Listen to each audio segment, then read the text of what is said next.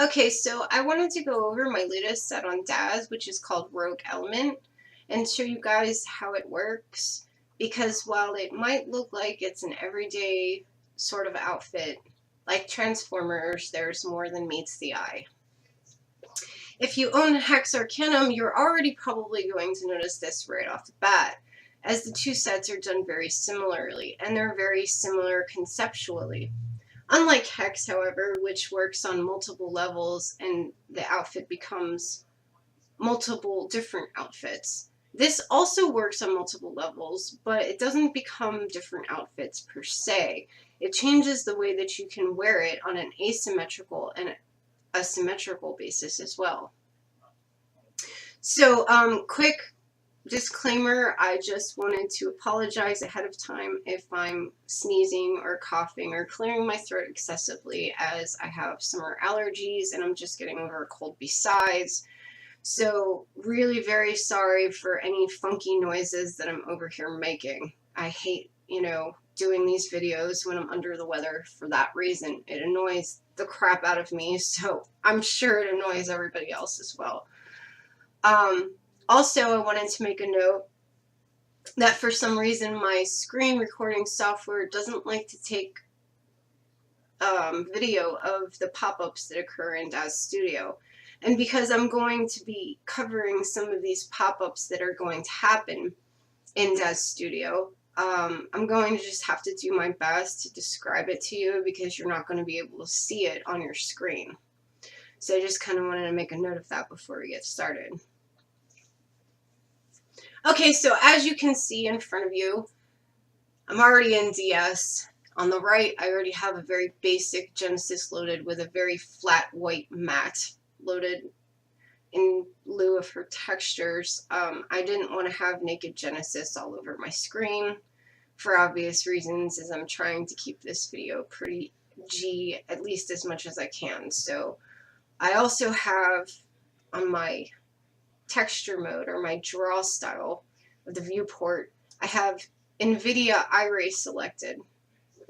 And this is just like an interactive renderer that will actually let me interact with the figure as it's kind of giving me a very basic render of it at the same time, so you can see what the textures look like. And you can see it takes a few seconds for it to update when I load or change anything or move anything. So I just wanted to kind of make a note that this is a little bit laggy, and I probably won't have it on the whole time, but just while I'm demonstrating the main materials, I did want to kind of have it on so you could see what they look like. Okay, on the left, you can see I'm already in my Rogue Element directory. You can find this in Genesis 3, Clothing, Damage Inc., Rogue Element. And as you can see, there's a bunch of different files in this folder. It depends on whether or not you bought both sets, because this has a main set as well as an arsenal, much like Hex Arcanum had. So if you own both, you're going to see all of these files that I have on my left. But if you didn't buy both, then you'll either have one or the other. I'm going to start with the outfit, though. I'll cover the arsenal later in the video. But for starters, I'm just going to start with the outfit. Okay, so what we have here is a wearable preset. What the wearable preset does is it loads the entire outfit at once. So instead of having to singularly load all these items, you can just drag and drop this to the scene and it's going to load everything. Whereas if you wanted to omit a certain piece, you would obviously want to use these singular files in its stead, so that you can omit the piece and only load what you want. Also take note, her feet are in a flat zeroed position here. When you load the wearable preset as well as the boots, this is going to pose the feet in a high-heeled foot position because these are high-heeled wedge shoes, or boots rather. So whether you load the wearable or you load the boots, this is going to pose the feet properly for you. So I'm going to go ahead and load this now. And I'm going to give it a second to let it update.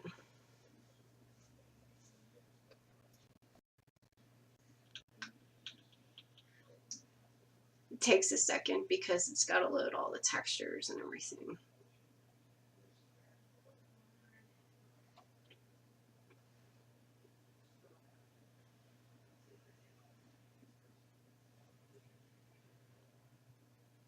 And there you go.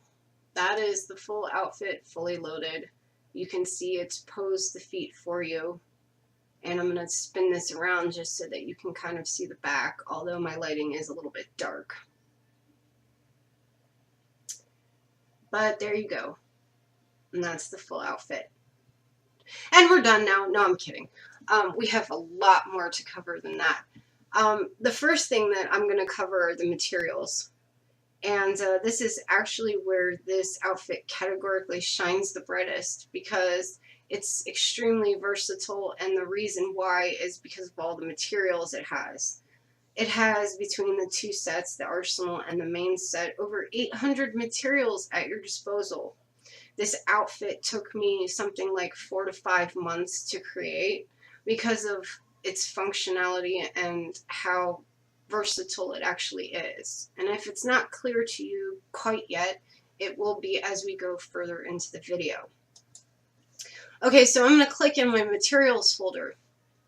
The first thing you're going to see is a 3Delight folder, and then you have an Iray folder, you have utility mats, and you have ZDev. Now this ZDev folder you're not going to pay any attention to because that is not in the final set. That is just for my development reasons. I give this to my testers. They're just kind of basic white materials so that we can test it easier and I can zero the mats out when I need to. So don't need to worry about that. It's not in the pack. Anyway, as you might guess, this set has the exact same amount of stuff for both 3Delight and Iray.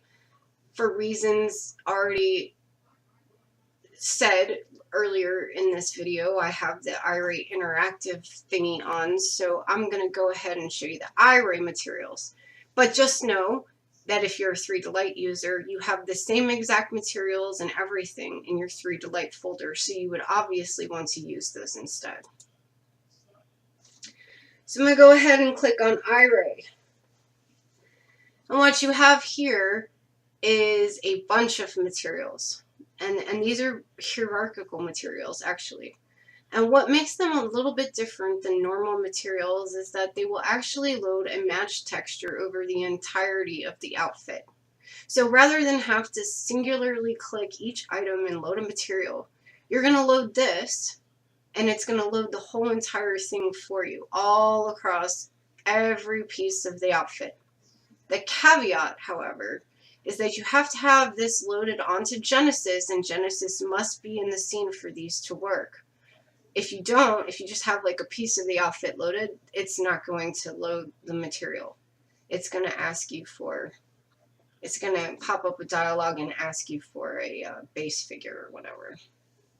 Even though these are technically base figures, as far as the hierarchical material is concerned, they're actually conformers, so that's the difference. You'll also notice that my thumbnails here are color-coded, and that's because they kind of match what the majority color is in the material, or what it's represented to be. So you have Bane, which is green and brown.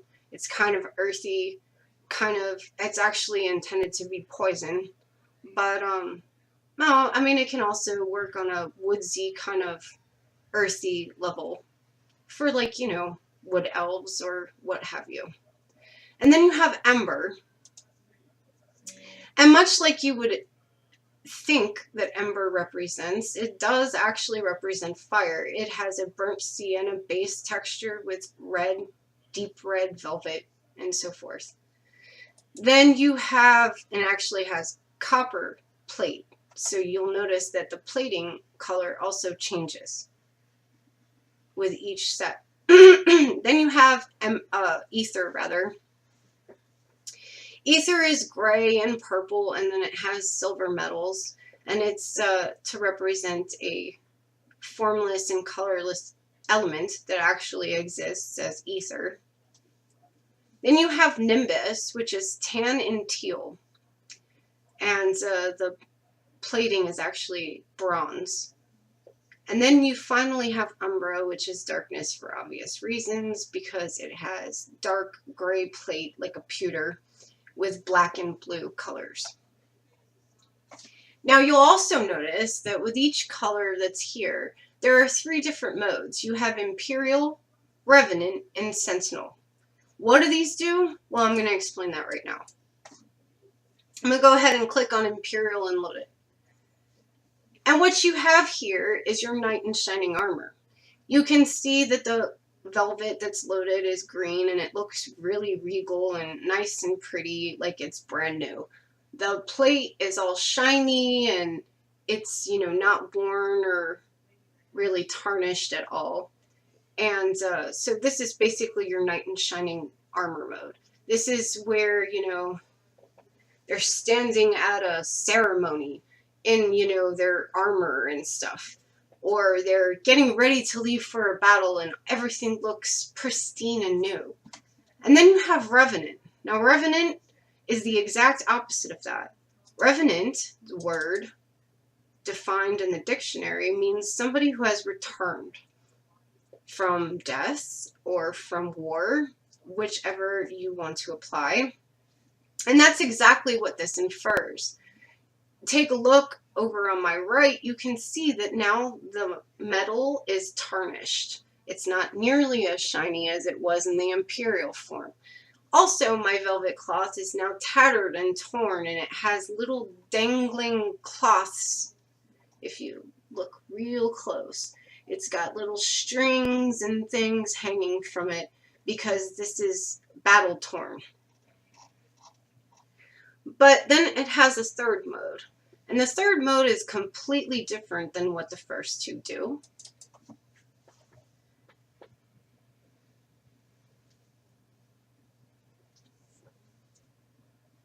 This is Sentinel mode, and it's entirely leather clad. Where you saw green velvet before has now been replaced with a different colored leather. Also take note of the boots. There's a different colored leather material that forms a booty here, as well as a short gauntlet on the entire gauntlets here, so that it gives you a kind of double-dipped look, but that's entirely leather clad.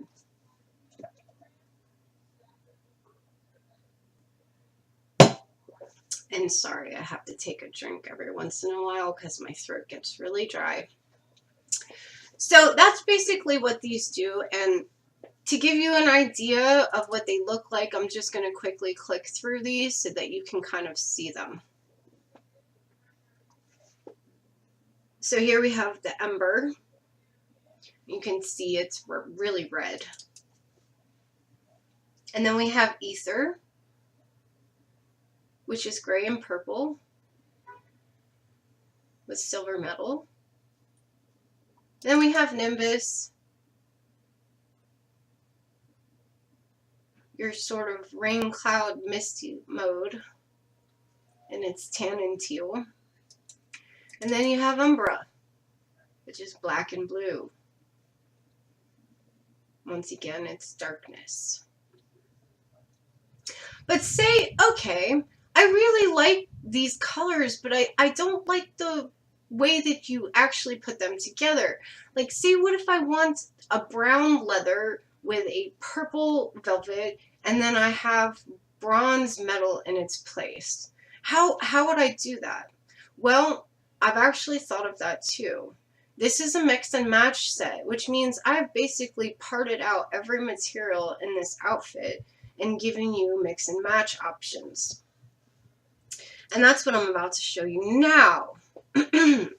Before I get too deep into this, I want to go ahead and pose my figure because I want you guys to be able to see the hair. And I'm also going to turn off my NVIDIA iRay because it's really very laggy and I don't think you really need to have that on for this part. Also, don't look too far here because I'm not covering the poses just yet, so close your eyes. Don't look. Okay. Popping back over to the mix and match. Alright, so first we're going to see, in this folder, I have a series of hair materials. That's first and foremost in the list, and you can't really see in my scene because my textures are really dark, but the helmet has hair on it. It's a typical war helm, so it's got one of those funky war helm ponytails coming out of the top. And then it has hair at the bottom of the helm that's coming out of the helm that infers that it's her hair that's underneath it, like stuffed underneath the helm. I did it this way so that you guys wouldn't have to use different hair and like stuff it under the helm or like dial in a bunch of morphs to kind of make it work. This way you can still have hair, or at least the hair look to it, without having to deal with actual hair geometry. On the other hand, though, you can absolutely use different hair with this, and I'm going to get into that later, but I don't want to get too far ahead of myself. So I'm going to go ahead and select my hair. At least I think I am. And I'm going to show you that you can load any hair color you want. And this has quite a few, as you can see here on my left. Not every color in the universe, like some of my older sets have been, but enough to get you by. I mean, you've got your warmongery reds, and you've got your kind of ethereal purples and your whites. So really, any color that you want to use, you can use these separately. Okay, so I'm going to go ahead and show you with the armor how you can change these to whatever color you want. As you can see here, I've parted this out. So I said I wanted the brown leather, I think. So now you can see that I've changed the base material to the brown leather. And then I said I wanted purple. I don't even remember what I said, but let's just toss that out the window and say I want purple. So I'm going to go ahead and load the purple velvet, and you can see the little skirt here. It's loaded purple velvet in its place. And then you'll notice on the side that it has a garter belt with these little diamond shaped jewels. I'm going to change those and make them red. And you can also make these any color you want as well. So now you see I have a purple velvet skirt, a leather bodice, and then little red jewels. So what color plate do I want? I think I'm going to go with the bronze. So I'm going to come down here, and you'll notice also every metal is parted out too, including dull and shiny. So if you want dull ones, you can load them too, as well as shiny. So it's really entirely dependent on the combination that you want. The sky is the limit. You can load anything. Not only can you load any of the velvet textures, but you can also load the leather ones as well. So if you want this to be entirely leather clad, such as I have in my Sentinel mode, you can do that as well. And, you know, as you'll notice in the Revenant mode, I have tattered trans settings here. These are going to be located at the end of the list under utility trans, and you can turn these off and on. But it looks like they only work for velvet, but that actually wouldn't be true. They also work for the leather as well. Now I can't say that when you apply this to leather, it exactly looks like leather. It looks more like a, here, let me zero this shape so you can see the skirt better. It actually looks like it's more of a cloth because of the way that I've done the trans map here. Leather obviously wouldn't have little stringies and stuff, but you can absolutely turn this also, you know, tattered. So if you want to use the leather and instead of the velvet, and then you want to use the trans map, you can use this trans map on any and all of them. So whether it's velvet or leather, I've got you covered. And like, once again, each set or each piece over here, such as the gauntlets, the pauldrons, anything that have these little clothy things where it becomes a different color, which is pretty much the whole set, except for the helm. It has these trans settings here, so, you know, feel free to use those at your disposal as well. Now, I also wanted to cover, while I'm doing this, in mix and match mode, the booty and the glove mode, because I've also saved these out as well. So if you want to have like the short gauntlet over the sleeve type look, instead of having this little blue velvet thing, you can actually do that. You can do this with any and all of them, and each set has its own colors associated with it. So you have your choice of black and gray, which is Nimbus, Ether. Then you have tan and so forth. So each one where the leather is represented, you know that the secondary cloth is going to become the same color. So I also have a brown gauntlet mode and so forth. The same thing applies to the boots. The boots have a booty mode. I'm going to just go ahead and show you that. Booty mode. And you can see that these become like a short little booty instead over a long thigh-high boot. You can wear it like this, or you can divvy it up even more, which I'm going to get into in a few minutes. Okay, so now you see that you can pretty much load anything you want, any colors that you want. You can make it completely tacky, or you can make it, you know, nice and, you know, pretty. However you want to do it is cool. But I also wanted to kind of show you another neat trick. One I've kind of capitalized in my promos. Let's actually load Sentinel. And this is just saying that because Ether is a very basic neutral gray, this actually can become any color you want. And all you have to do is come over your surfaces, select your primary textures here. So you see this has actual material sets with it. So this makes it really easy for you.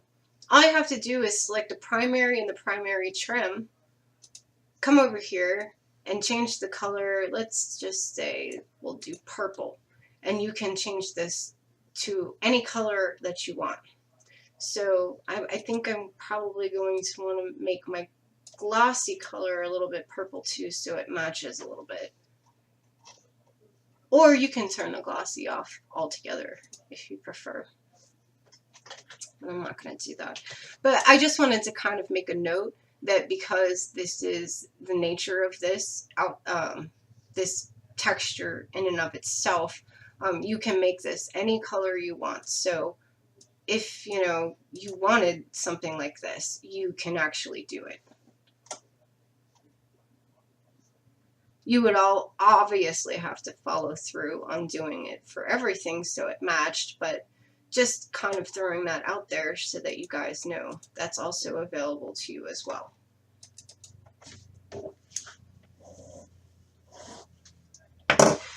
Okay, so the next thing that I'm going to cover is the presets. And what these do is they give you an example of the different ways that you can kind of use this set.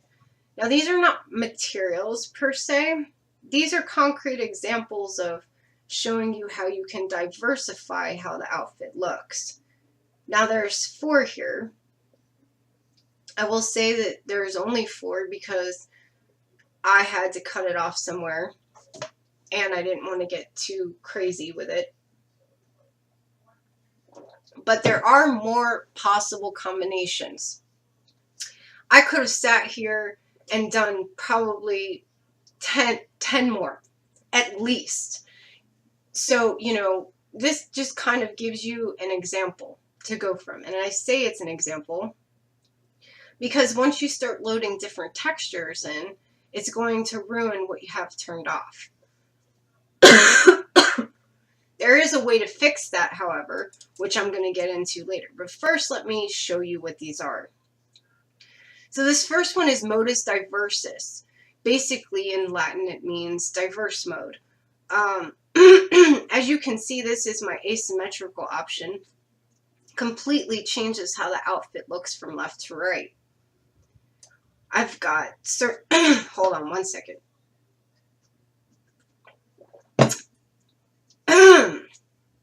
Absolutely hate doing videos when I'm under the weather because I'm constantly coughing and clearing my throat. Anyway, okay, so basically I have certain things turned off here. So as you can see, this sleeve is off completely, and then this boot leg is off completely. And, you know, I have very certain settings done in this mode to kind of diversify how it looks from left to right, given its name. Then I have Modus Maximus, which is another mode, just that I randomly done. You can see most of the plates are turned off in this mode. I also have the tongues of the lacing here turned off so that it shows a little bit of skin in its place. Just a kind of different mode for you to variegate the outfit and use it in a different way. Here I have Modus Medius. Once again, just a kind of different mode. It completely omits the footbed of the boots, so obviously you're going to have to zero the feet if you were to use this in this fashion. And it makes leggings and sleeves in place of gauntlets and boots. Also take note, this shows the helmet in plate only mode. This is the mode that you're actually going to use if you want to use different hair with this. And I'm going to get into that even further in a bit, but I just wanted to kind of make a note of that you can actually use this with different hair if you prefer. Finally, I have Modus Minimus. And this is just a really like scant mini skirt, almost strapless kind of slutwear feel to it, and pardon the terminology. So, you know, it gives you 4 concrete examples of how you can diversify the outfit even more and make it look different for different scenes. But like I said earlier, once you start loading different textures, so like say you have Modus Diversus loaded, but you really wanted the default texture scheme where it's black and red instead. Once you start loading the materials back onto this thing, you're going to lose what is turned off. So for obvious reasons, you're going to have to use utility mats, which I'm going to get into next. Before I get into that though, I did want to note that one of these is actually missing, and because I'm going into utility mats next, I'm going to cover that next because it is a really cool option and I want to make sure that I show you guys how to do it. The reason that it's omitted is because it was basically too sexy. Okay, so now I'm popping over to utility mats, and before I get started on that, let me just get rid of this and have everything come back. Now, say, you know, you like the preset modes, but you want to do something a little different. You kind of want to make your own to go for your scene that has its own different stuff turned off. That's where utility mats come in. Now, you'll notice that everything in this set is color-coded because I'm trying to cut down on confusion. This set of materials is really no different. You have the armor set, which is all in red. Then you have boots, which are purple. You have gauntlets that are blue. And then you have the helm, which is teal.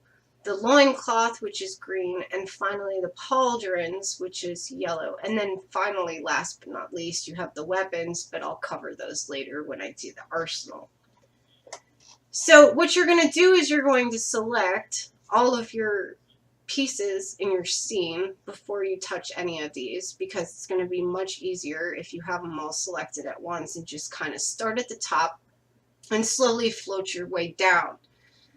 There are plentiful mats in here, and it is going to take a little bit of patience to figure out where everything is and to kind of go through this whole entire list, because this is partly what makes this have so many materials.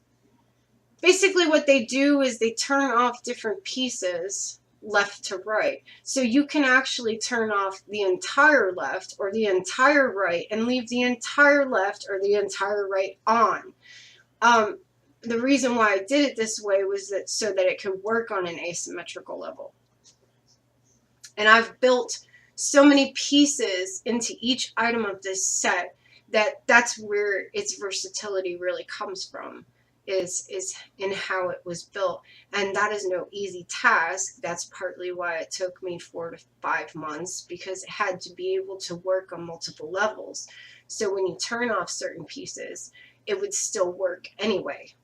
No poke through, no weirdness, and so forth. And that is a really hard task. These take me a really long time.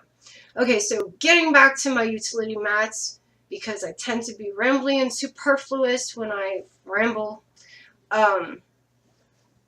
So the first one is the armor. So we have our scene selected and everything, and we're going to go ahead and click on left breastplate. That's going to turn the left breastplate off. You can also turn the right one off if you prefer. Then I'm going to go to the skirt, and I'm going to turn the right skirt off. So now you see it's hiding certain things. I'm going to go ahead and turn the right garter off as well.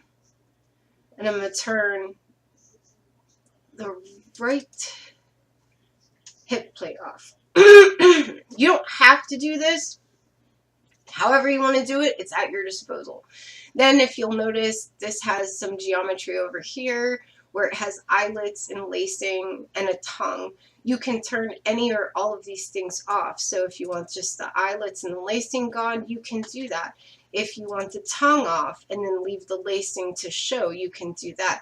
Or you can turn it entirely off and have this completely open. You can also turn the straps off, so this is a strapless bodice instead. You can really do anything you want to this. Continuing down the list, and I'm going to try to go through this quickly because I don't want to draw this out to 10-hour long video. Once again, you just kind of keep repeating as you go down. So let's see, I'm going to turn off the lacing and eyelets on the boots, obviously, because I want it to match what I have going on here. Then I'm going to turn the entire right side of the boot off as soon as I figure out where that is. And that's the only thing. I mean, like I said, it's going to take a little bit of patience to go through all this because it has a lot of options and you have to kind of take your time. For the video, I'm trying to speed through it so that, you know, I'm kind of getting hung up a little bit here, so it's not as bad as it seems, but obviously I want to turn off these plates along with it. And you have the option of turning off 1, 2, or 3, and then you can turn them all off at once. In this case, I'm going to go ahead and turn them all off at once, like so. And that just kind of gets rid of them all. Same thing applies to the gauntlets. You know, I want to have it match, so it has the same, actually it's very close to how the boots are built, so it has similar, very similar functionality. On the other hand, you can actually turn the glove off instead of like the footbed, and you can turn the sleeve off like so. You can turn the plates off entirely, or once again, one at a time. I'm going to go ahead and turn those off. I'm going to turn this short cloth off. So I have just a small short glove here. And then I'm going to go ahead and turn the left one off too. So this side has a sleeve and not necessarily a gauntlet instead. You can also, again, turn the tongue off. You can't really see in my scene because it's really dark, but you do have that ability as well as the, you can turn the lacing and eyelets off here too. So you can have a completely open cuff. And just continuing down, you want to keep going. Next we have the helm. So I'm going to turn off all the hair here, and that's going to turn off all this bottom hair. It's going to leave the ponytail though, because, you know, in case you want to have the ponytail on, but you want the lower hair off, you can do that. But if you want to turn the ponytail off, you need to select this option right here, which is helm plume off. That's going to turn the ponytail off and leave just a helm. You can opt to use this in just helm form, like it's showing in the screen right here. Or you can turn the helm off entirely and use it in plate only mode. This is the mode that you're going to use when you want to use it with different hair.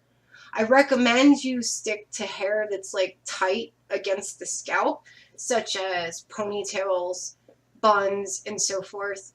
However, if you wanted to use a different hair, you would have to use the adjustment morphs that come with the helm. And there's many on the shaping tab. So just go through there, and if you're using a different hair, and you can kind of adjust it to the different hair if you want. Going down the line, you have loincloths, so you can turn the back cloths off if you want entirely, or you can turn the front cloths off if you want entirely and just have the back showing. You can turn these small jewels off in the front, and there's a good reason for turning those off in one example that I'm going to show you in a few minutes,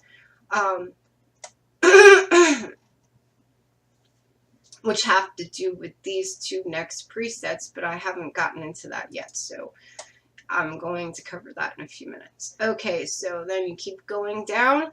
Pauldrons. Now, obviously, with the pauldrons, you're not going to have that much at your disposal that you can turn off here, because there's just really not that much to them. But you do have a few things, so you can turn the shoulders off, like so, and leave just the gauntlets by themselves. Or you can have the shoulders on, and then you can turn the small pauldrons off, like so. So you can have just the top part of the pauldron showing. You can turn one entire side off completely, such as in my Modus Diversus preset. So you can have a complete variegation going on here. Or you can even have just like a symmetrical look that utilizes some of these off mats to make a shorter booty. And you can actually even make a shorter booty than that. If you turn off this cloth, you see you can have even a shorter one to give you even more variegation. So that kind of shows you guys how to use them utility mats. And there was one more thing that I wanted to show you having to do with these presets. I'm going to go ahead and turn this all back on so that, you know, I can show you this. One of these is missing. It's called Modus Exiguus. And the reason that it was called that was because it's a really sexy scant option. I didn't actually end up making it a preset because it was too hard to promo. You know, Daz has standards for that. And so I kind of left it out entirely. But the options to do it are still here. I'm going to pause this for 1 second. Actually, I can't. Just give me 1 second.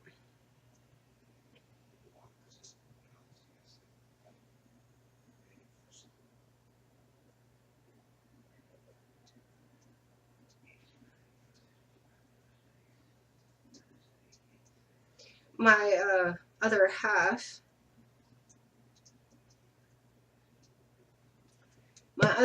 had a little bit of an asthma attack earlier because he's been sick with the flu and stuff, so I've been really, really concerned with him, and he just texted me, actually, so I had to pause and answer him. Okay, so I'm going to ping back to this and show you real quick how to do Modus Exiguus. At the end of this list, you're going to notice that some of these have properties instead of materials. These properties, what they do is they not only turn off certain things in the plate or in the outfit, but they also dial in Fitogenesis morphs. So the best way to show you what it's going to do is to click one and show you exactly what it's going to do. This is going to give you a pasty plate only mode option so that you can make this kind of barbarian Frazetta scanty clad type of warrior queen type thing going. And I realize that this is not a look that everyone's going to go for, but then there are also the camp that likes, you know, the naked Vicky in a temple with a sword type renderers. So it's definitely here if you want to use it. And you can do this on the boots as well. So once again, down on the properties, you have all plate only, or you can do left to right. And you can continue down with the gauntlets, all plate only. And once again, this is all going to hide the stuff and dial in the morphs for you. And then once again, like I said, the loincloth plate only, and it's going to get rid of those 2 jewels so that it makes more sense, because if they were there, what would they be glued to her skin kind of thing? So it hides those, and it dials in the fit to Genesis morph. You can't really see the back very well. But just to kind of show you, this is also an option if you want to use it. To make them go away, you would just 0 the morphs, which is going to 0 them all at once. And you can click any of these 0 morphs because they're all named the same. That's why it kind of worked across all of the figure here. And then just click this and everything comes back.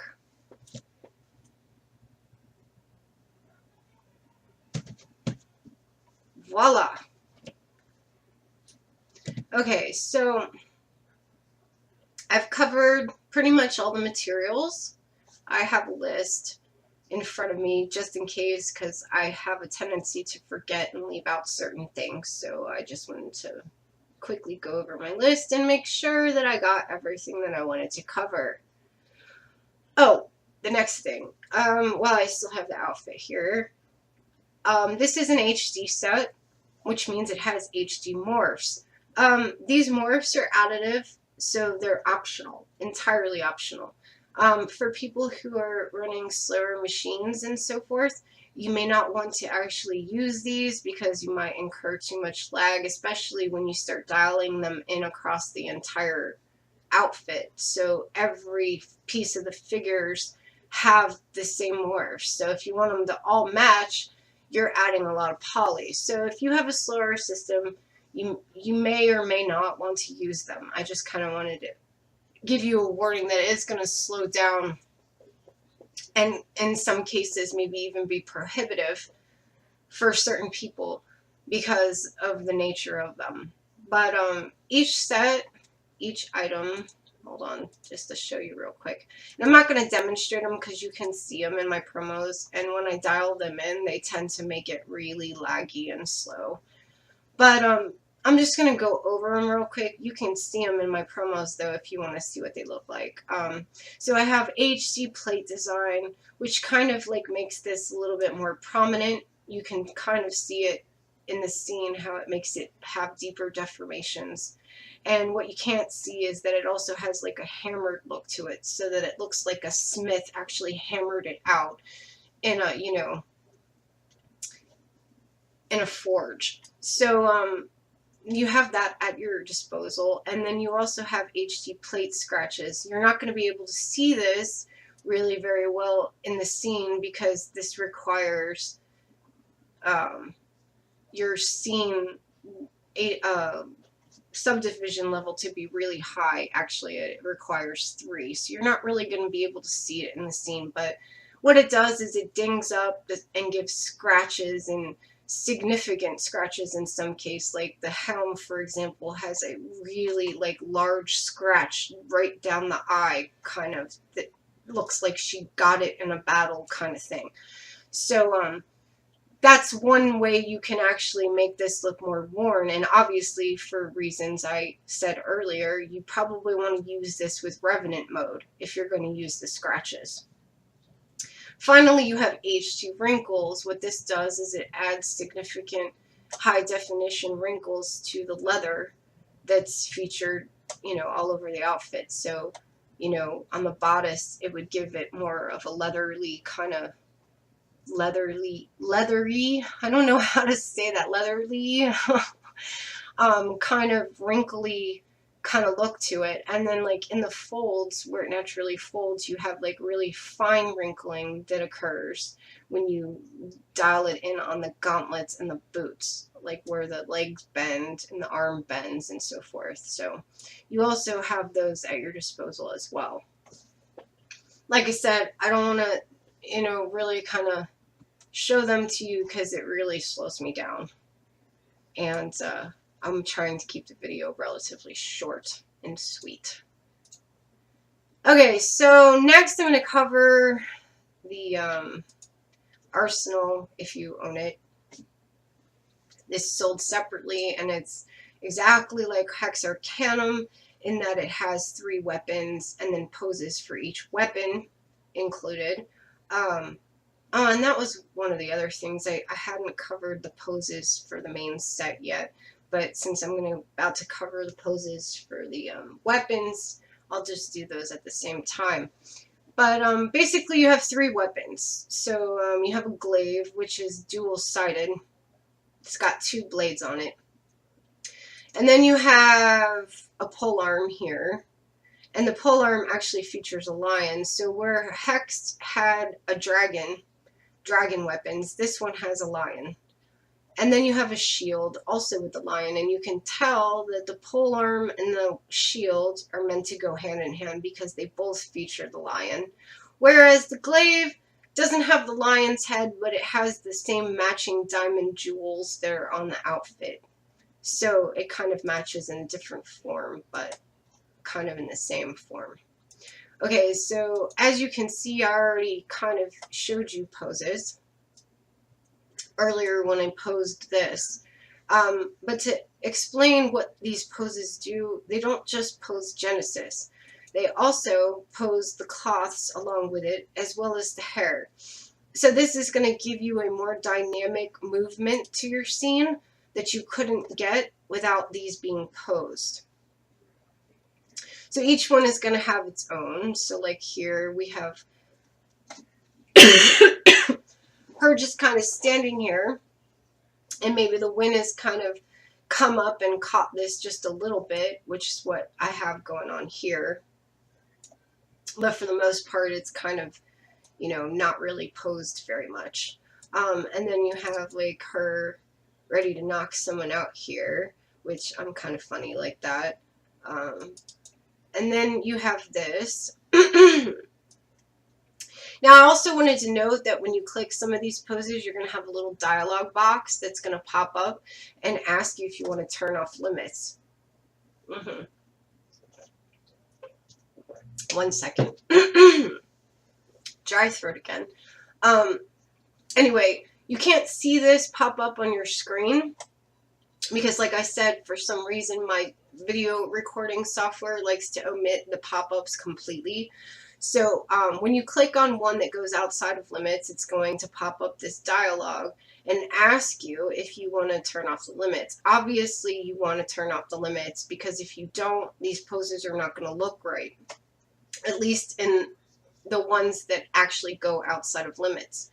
The caveat to that is that if you've actually saved it, your DS and your preferences, to always turn limits off, then you're not going to get this dialogue to pop up at all because you've already told DS, hey, I don't want to, I want to turn off all the limits and I want you to remember it, so stop bothering me about it already. So you've kind of already taken care of that, and that pop-up is not going to happen.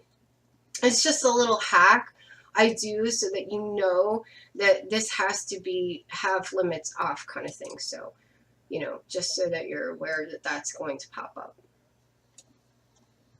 And so those are the basic poses right there. And you can see these first few poses here. These are actually control poses, and they do different things. Like I have the high heel foot pose. And then I have this, you know, these are the grips for the weapons, which you probably won't even have to use.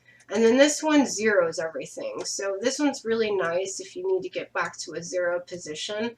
And it controls the entire outfit as well. So it zeroes the loincloth and the hair and so forth. So if you ever need to get it zeroed, that's what you're going to want to use.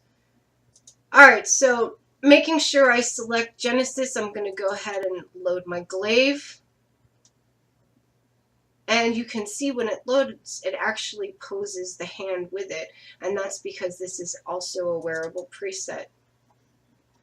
So I have both going on here.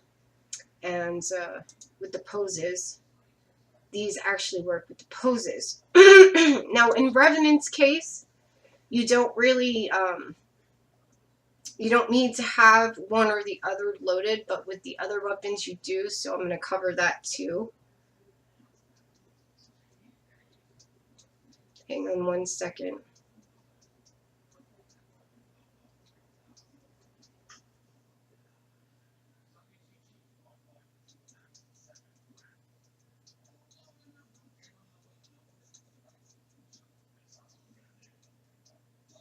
And just replying to a text. Okay, so with Revenant, it's not going to matter. These are dual wields, and you don't need to, like, have one or the other loaded. So you just have to click the pose and go to town. And as I mentioned, you know, this is a dual wield, but I mean, you can obviously delete one or the other depending on what you want, and use it in a single wield mode too.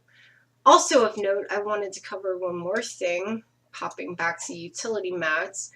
You notice that these had utility mats as well. What these do, they're not actually mats, but they're morph injections that turn off certain things. So like in the glaive's case, you can make it go into single glaive mode, which is basically a short sword. That's what a glaive actually is. And most of the time, glaives are in this form. Mine is just a dual. And oops. Mine is just a dual glaive instead of single. So you can turn these off and on.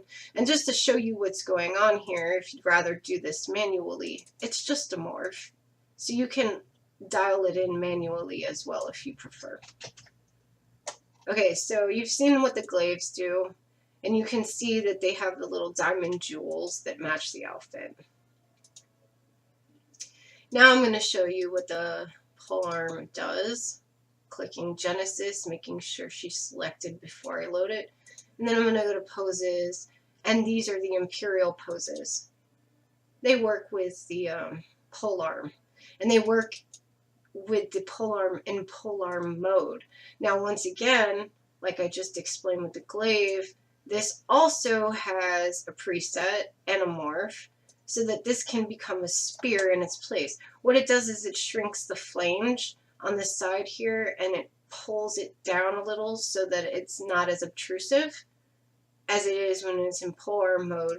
Obviously, these two different weapons would be handled very differently.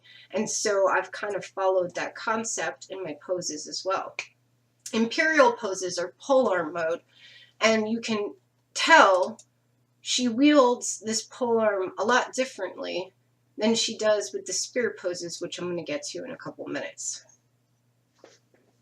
And also you can tell, like you can see the lion here, as I already explained, that the shields and the polearm have a lion head on it. And the eyes actually do glow in the dark, and I'll get into that when I get into the materials.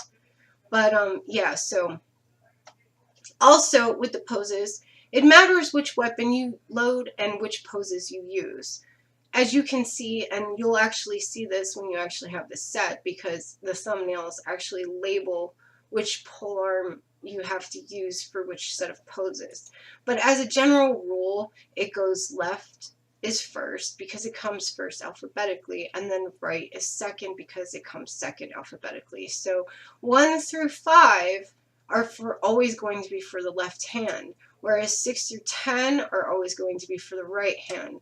So you know, if you're going to plan on using one of the 1 through 5 poses, you need the left polearm versus 6 through 10 with the right. Just to kind of explain that. Okay, so I'm going to go ahead and load the shield now. I'm going to load the right shield. And now I'm going to show you the sentinel poses. As you can see here, This changes from polearm mode to spear mode. And these poses actually force it to do that because when you're fighting with a shield in a one arm kind of mode, this changes how you would use this kind of weapon. So instead of using this in polearm where it would be a really obtrusive, heavy weapon that you could not one hand like this, I've changed it to be a spear instead.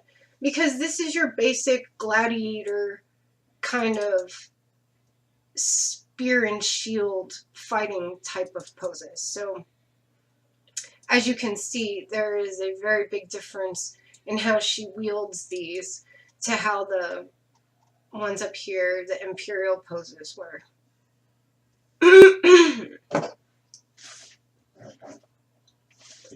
Okay. I'm going to pop back over to materials and quickly explain that these also are mix and match. So like the outfit, these have been also parted out completely so that you can mix and match whatever you have in the outfit to weapons as well. The first 4 in the set are going to be the default, which is the default color scheme that I spoke of earlier. It's just basically what I designed the outfit in my head to. So it's just kind of a default color scheme that I really liked with the red and the black and everything. So, but these are just going to give you your default full loads for your glaive, your polearm, and your shield. And as you can see, there are 2 different modes here. You have shiny. I'll give that a second to load. And then you have worn.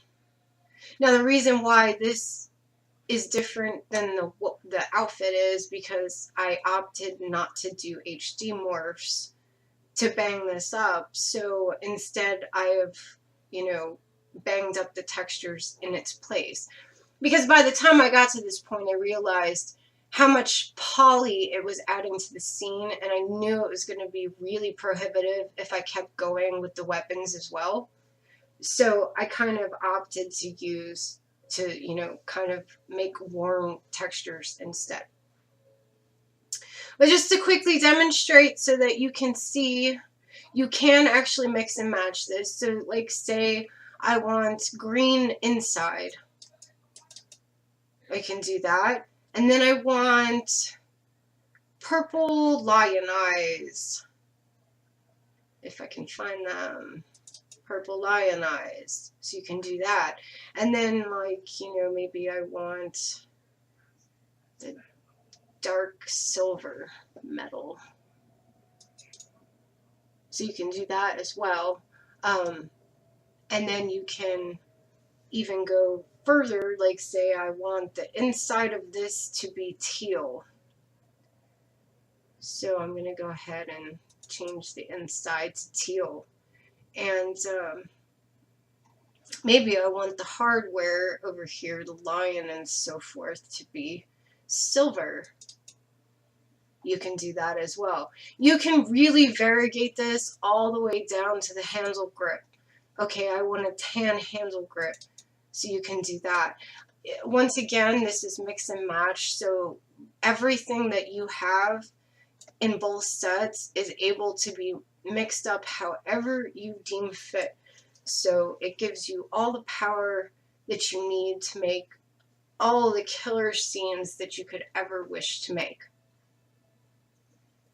Okay, so I think I've pretty much covered everything. I've got your materials and your caveats and the whole 9 yards. So I think that pretty much covers everything nicely. Although there is one more thing. As I've mentioned earlier, the lion eyes do glow in the dark. For Iray to 3 Delight, they work in kind of different ways. So for Iray, you're going to actually have to turn Bloom on to make the eyes glow. And I'm not going to go ahead and, render it or anything because it'll just take too long. And you can kind of see it in my promos anyway. But if you're using Iray materials and you want the lion eyes to glow, you definitely have to turn the Bloom on. Just of note, it's not going to change any of your other render settings. It only like turns the bloom on and changes the bloom settings, so it won't mess with your other settings if you already have them set up. In 3Delight's case, it doesn't require any special render settings. It just requires the subsurface scattering shader. And if you have some of my other packs that glow in the dark, such as Phantoms 2 or Lady Darkness, you kind of already have an idea of how I've set this up because it's how I always set it up. So basically it's just render as you will, and either side is going to glow, but they do it in kind of different ways. So just so that you know that they do glow in the dark. So I think that pretty much covers everything, and I hope that you have fun with the set, and I definitely hope that you stop by my thread or hit me up on Facebook and show me what you render with it, because, you know, that's the best part of making sets like this, is seeing what everyone does with them. So I will catch you guys later, and have fun.